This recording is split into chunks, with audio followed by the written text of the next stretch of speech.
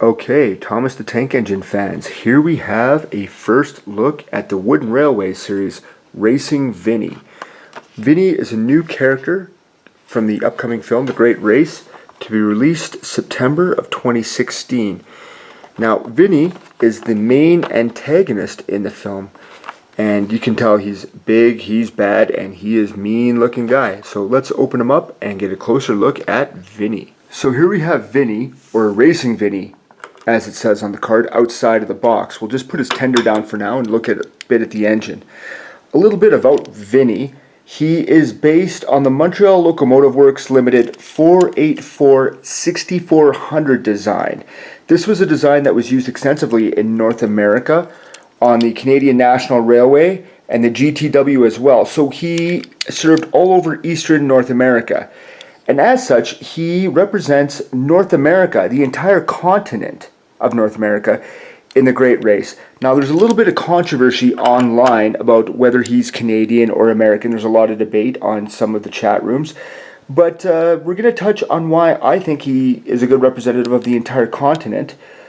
But first, let's take a close look at the engine. Now, on first look, Vinny is a very good looking engine. We have this beautiful wood boiler and cab present. But if you get a closer look, you'll see that there is a lot of plastic parts on Vinny as well. Vinny, of course, being short for Vincent, which means conqueror, is a fitting name for this engine, as he is an antagonist in the Great Race. I won't go into too many details, but we will remember that the movie is geared towards a 5-year-old. So to call him an antagonist is to say that he's a bully, as most villains or antagonists are in these films.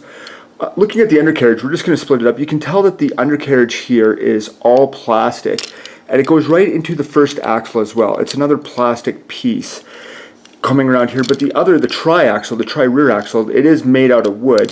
This is a vast improvement from what Fisher-Price has been doing. This is a Fisher-Price built Henry. And we'll just take a look and we'll see that both pieces here are plastic, as opposed to a pre-Fisher-Price built Gordon, where both pieces are wood.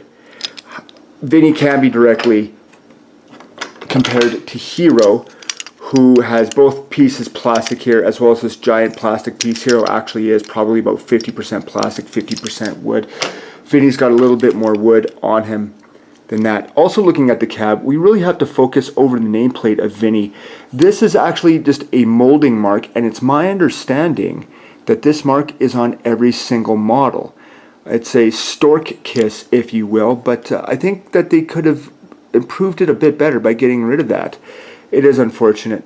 Very handsome looking guy. There's a face that's seen many hockey pucks in my personal opinion. Beautiful tapering on the front as well. And I like this tender. So this is a very unique tender that we see. It's actually based on a Vanderbilt tender. So these tenders were also very North American in design. Water obviously at the back, coal at the front. This is mostly wood. This is all wood underneath here as well. One thing I like is that they have the ladder on what would be considered the driver's side in a North American vehicle, but it's not present on the other side. Little details like that I really do enjoy. The Vanderbilt tender, of course, was cheaper to make, lighter, and more efficient. It could hold more coal and more water than more traditional tenders at the time.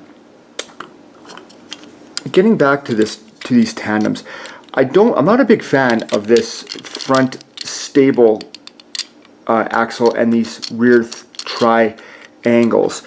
And let's get Vinny on the short track, and I'll show you why. So coming here on the short track, it's rather obvious that between the second and third axles, not all wheels are on the track. You can really feel it when you're pushing it. In fact, some of the wheels aren't even turning at this point, as opposed to a good tandem. This is a Fisher-Price built Henry, where he can go smoothly around just by pushing the tender. Very smooth action there, but the single front with the tri-rear, even getting it on, yeah, it really is a bit of a strain. You can see, yeah, right there, he wants to fall off the track. Not a big fan of that at all, especially when you're dealing with a bunch of 2- to 5-year-olds who want to play with this toy. You know, it really could have been a better design if they just didn't fix the original design, in my opinion. So from here forward, I'm going to give you a spoiler alert. If you haven't yet seen The Great Race, you might want to stop the video now. But if you can, keep in mind that the movie is, once again, geared towards a 5-year-old and is thus rather predictable. It follows the same guidelines as most of the Thomas films. We're just going to go ahead and tell you a little bit about Vinny in the film. So, Vinny is a steam engine. Once again, he is an antagonist, he is a bully, and the main butt of his aggression is actually a diesel. I thought that was really kind of unique, is that before we've always seen that diesels can be devious and that steamies stick together. This is a steamy that picks on diesels. I thought that was absolutely fantastic. And if you are unfamiliar with the Great Race, basically a bunch of engines from all over the world represent their countries and compete in various events. For example, Ashima here represents India. She's a shunting engine. And we have Ivan from Russia and Shane from Australia. Well, Vinny represents North America. He represents an entire continent, and he is the only engine to do so in the movie. Now, there's a lot of controversy, as I was saying, online about this, but I think from a marketing point of view, saying that Vinny is from North America is absolutely fantastic, and we shouldn't go into the individual countries. Why? Well, once again, we're watching a film geared to the toddlers and the preschoolers, and Vinny's the antagonist. So we can say that Ashima's from India, and she's beautiful and she's mysterious, and that's a good stereotype. Or we can say Ivan's hardworking and he's from Russia, and that's a positive stereotype. But Vinny's a bully. To say that he is from Canada or America and have him as an antagonist and a bully would kind of give the impression that many people from those respective nations are bullies. I'm pretty sure that the producers would be getting a bunch of hate mail in the form of social media calls from various mothers from that country saying, I think my country was ill represented. So let's just say that Vinny is from North America. Overall, my impression with Vinny is, yes, he is a good-looking engine. I don't like the rear triple axle. Not a big fan of that stork kiss and that molding display right there. And, yeah, just a little bit too much plastic for my liking. I'm sure he's going to be interesting this season. He's going to be a hot item on the shelves, especially in September after the movie is released. But for true fans of the film, I think that this is just a one-shot, and we're not going to see much more of Vinny after this.